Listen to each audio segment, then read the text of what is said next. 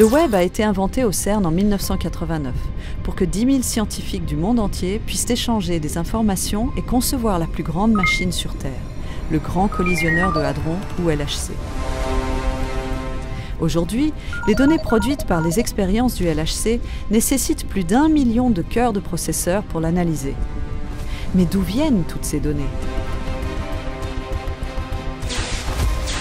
100 mètres sous terre, en campagne genevoise, se trouve le LHC.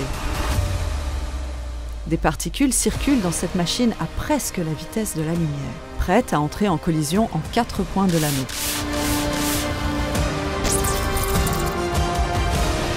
Vous regardez maintenant un de ces 4 points de collision. Voici Atlas, une des 4 grandes expériences du LHC. À l'intérieur, 1 milliard de collisions surviennent à chaque seconde. Si nous devions enregistrer toutes ces collisions, cela ferait un pétaoctet de données par seconde. Mais nous n'en gardons qu'une sur 1 million et les envoyons au centre de calcul du CERN.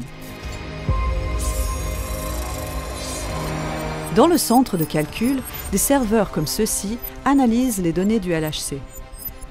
Ils génèrent tellement de chaleur que l'on doit souffler de l'air froid à l'intérieur de ces allées fermées. Ces ordinateurs sont en fait assez semblables à ceux que vous utilisez chez vous, mais c'est leur nombre qui les rend si puissants. Il y a plus de 200 000 cœurs de processeurs au CERN. Mais cela ne suffit pas à analyser les douzaines de pétaoctets de données produites chaque année par le LHC. Voilà pourquoi le CERN connecte plus de 170 centres de calcul dans le monde entier pour analyser et sauvegarder ces données. Et peut-être un jour aider à résoudre les grands mystères de l'univers.